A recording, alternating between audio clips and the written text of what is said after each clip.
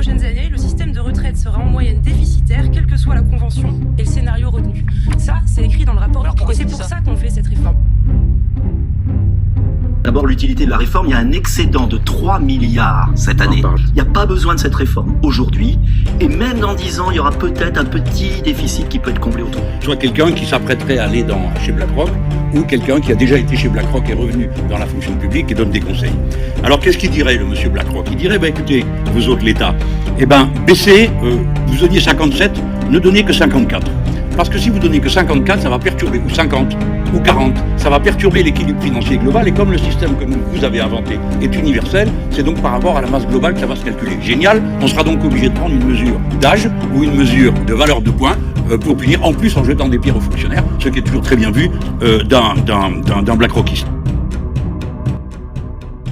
BlackRock joue-t-il un rôle dans les projets de Macron et de son gouvernement sur les retraites? Est-il vrai que le système de retraite actuel est injuste, complexe et déséquilibré? A-t-il besoin d'être changé? Devant tout ça, plus de 2 millions de personnes ont manifesté partout en France ce jeudi 19 janvier contre la réforme des retraites. Cette manifestation était distinguée avec des pancartes plus marquantes et créatives. J'en ai sélectionné quelques-unes pour vous.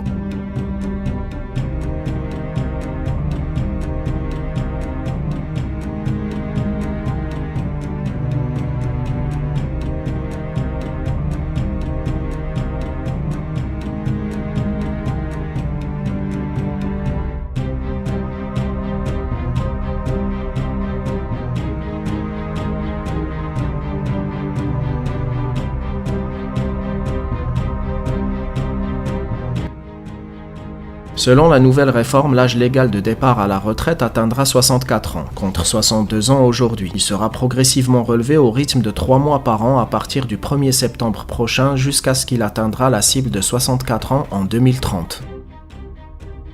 La durée de cotisation requise pour bénéficier d'une retraite à taux plein sera progressivement portée à 43 annuités, équivaut à 72 trimestres d'ici 2027. Partant du constat que le nombre de cotisants diminue par rapport au nombre de retraites, le gouvernement a jugé le système de retraite actuel injuste et complexe. C'est pourquoi le projet de réforme des retraites a été lancé. Ce projet de loi souhaite mettre en place un système universel, aussi appelé retraite universelle. Actuellement, le calcul s'effectue sur la base des 25 meilleures années dans le privé et sur les 6 derniers mois dans la fonction publique. Avec la nouvelle réforme, la retraite sera calculée en points et non plus en trimestres. Avec ce nouveau système de points, 1 euro cotisé accorde les mêmes droits à chaque Français, quel que soit son métier et son statut. Le mode de calcul de la pension se basera sur l'ensemble de la carrière pour le secteur privé comme la fonction publique. Derrière cette réforme, il y a une polémique qui ne cesse d'enfler sur la possible implication de la société BlackRock à l'organisation du nouveau régime des retraites français. Créée par Larry Fink en 1988, BlackRock est la plus grande société de gestionnaires d'actifs au monde, détenant près de 7 800 milliards de dollars d'encours. Son modèle repose sur la gestion et le placement d'argent, provenant de fonds de pension, d'assurance et de petite épargne. Peu connu du grand public, ce fonds d'investissement est volontairement opaque sur ses activités. Entre financement douteux et lobbying assumé, en quelques années, BlackRock est devenu une référence dans le monde de la finance et se positionne aujourd'hui comme la première entreprise de gestion d'actifs mondiale indépendante. Le 10 juillet 2019, Emmanuel Macron recevait Larry Fink au palais de l'Élysée. Depuis ce jour, l'opposition de gauche reproche à BlackRock d'avoir influencé le gouvernement en faisant du lobbying pour le système de retraite par capitalisation.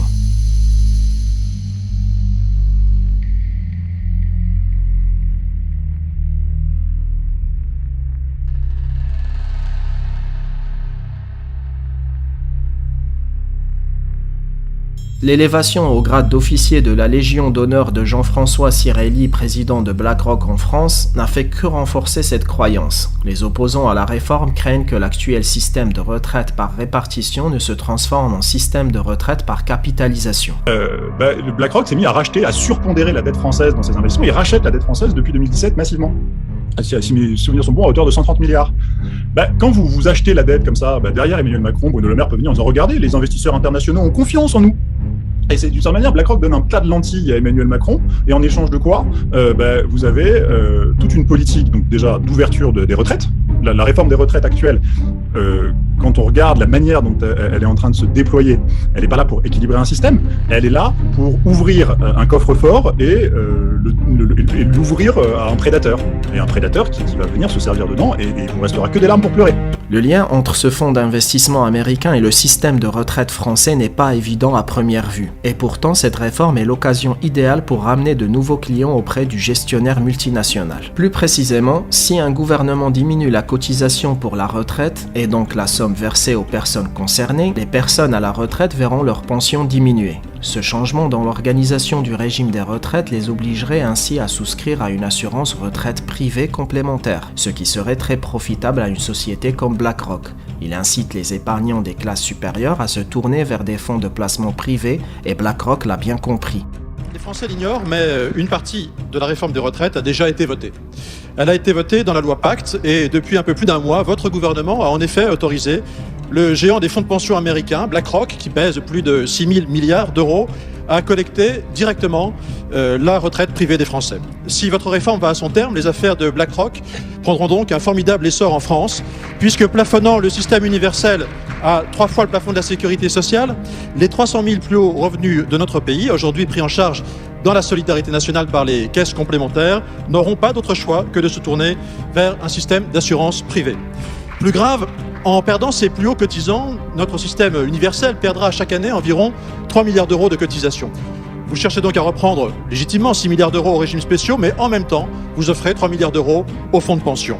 Naturellement, pendant plusieurs dizaines d'années, votre système universel devra continuer à verser des retraites à ses anciens hauts revenus, alors même qu'ils ne cotiseront plus. Avec vous, les plus modestes paieront donc pour les plus riches. Pouvez-vous, monsieur le haut-commissaire, nous préciser votre conception de l'universalité ?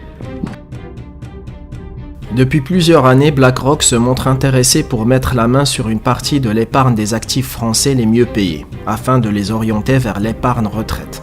Selon les données officielles du registre de la transparence de l'Union européenne, les dépenses du lobbying de BlackRock à Bruxelles représentent en 2018 entre 1,2 et 1,5 million d'euros. Pendant les 5 dernières années, les représentants de BlackRock ont décroché plus d'une trentaine de rendez-vous avec des commissaires européens ou leur équipe. Ce qui fait peur, c'est surtout la taille de l'entreprise et son poids dans l'économie financière mondiale.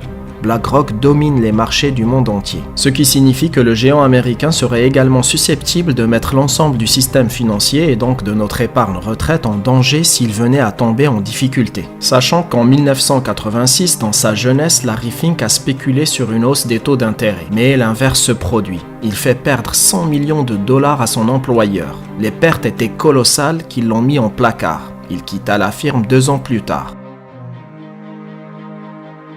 Maintenant que les retraites françaises seront entre ses mains, quel sera le prix d'une autre erreur ?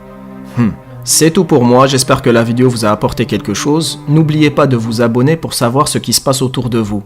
Ciao.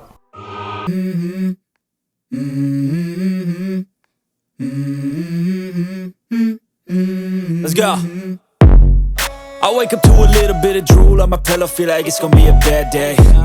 Yeah, I'm tired of shit, and the coffee ain't hit yet, damn, ain't that great. I don't wanna go to work, cause my boss is a jerk, and I'm not even that paid. I need a change in my life, cause I don't feel alive, and there's nothing that makes